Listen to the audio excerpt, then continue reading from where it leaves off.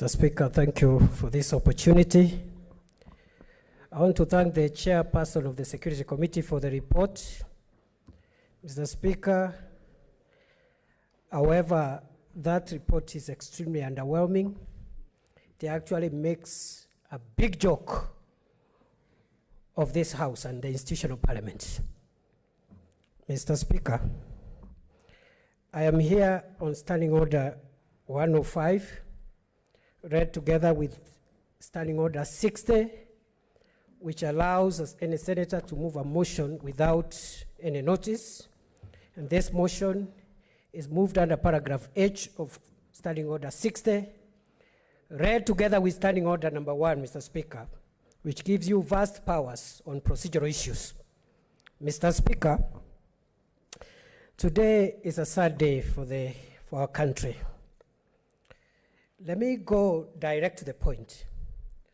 We have no business being here discussing anything if the senator for Kakamega, Cleophas Malala, the senator for Bomet, Dr.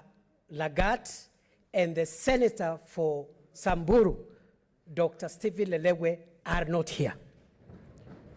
Mr. Speaker, we may be here making speeches and trivializing a very grave matter.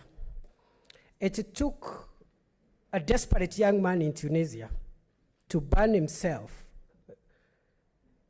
to cause a big change in that country. Mr. Speaker, we are willing to come back subject to the 3 days notice.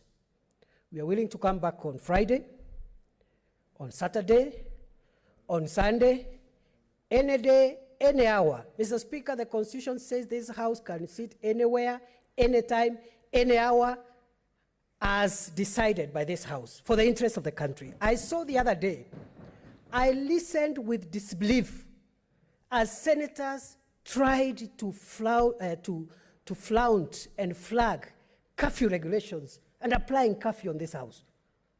Mr. Speaker, if this House is called to decide whether or not the president should deploy the Kenya Defense Forces in war to defend our country, this House can meet at 4 a.m. in the morning, any day, with curfew, without curfew. And Mr. Speaker, with due respect to the COVID protocols, there is no way this House can be treated as if we are coming here for disco, so that at 9 p.m., if you're in a disco, you go home. Mr. Speaker, Parliament of Kenya must face the executive head-on. The Parliament of Kenya must face the judiciary head-on. There is no way we are going to entertain any arm of government to run this institution. We will not allow it. We are not kidding. We are not playing games. Arrest us, kill us, torture us. We will not yield. Mr. Speaker, the kind of anger we have caused in this country, I dread, God forbid, is the kind of anger that made the citizens of Burkina Faso to burn down parliament. And when the president of Burkina Faso, that was 3 years ago, I'm not talking about prehistory. When the president of Burkina Faso heard the parliament is in flames, he fled. His name is Blaise Compaoré. That's how he was voted out of office, by fire. Mr. Speaker, by fire, by force. Bring the senator of Kakamega, bring the senator of Samburu, and bring the senator of Bomet. Mr. Speaker, I move that this House adjourn until when our 3 colleagues will be here. Mr. Speaker, I don't want to belabor the point. I know the trick.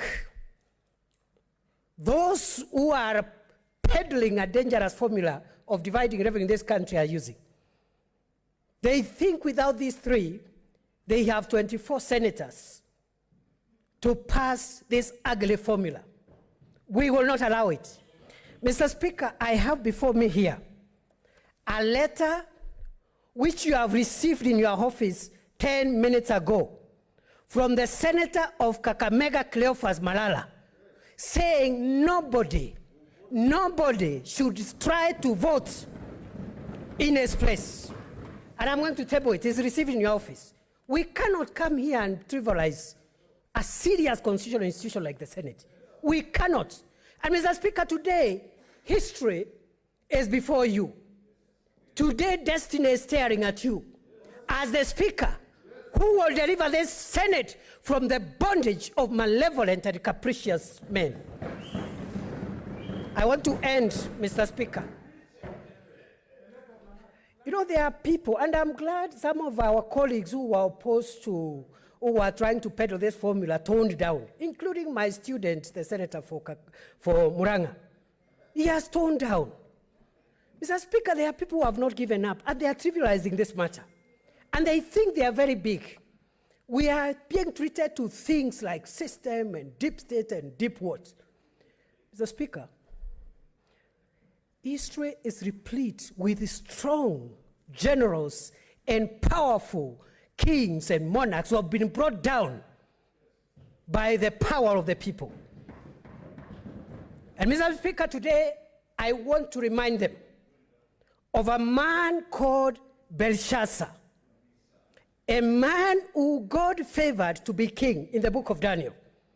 Instead of being grateful that God has honored you among so many millions of citizens to be their leader, he entertained a government that was so divisive, so oppressive, and he did a big party and called all the important men whose fathers and mothers were important people at that time. And the Bible says he made a feast. And he entertained them in that feast, and even went on to commit sacrilege by using the utensils that had been taken from the temple to commit and drink the drink of fornication using the vessels taken from the temple. Mr. Speaker, as they were enjoying, as they were making merry, as the deep state was celebrating, as the system was celebrating, suddenly, and I say suddenly, there is going to be a war in this country. There is going to be a writing on the wall. Mene, Tekel, and Upharsin. We will not sit here to discuss anything until Senator Malala, Senator Lelegwe, and Senator Lagat are here. Mr. Speaker, I beg to move. I request Senator Mutula Kilonzo Jr. to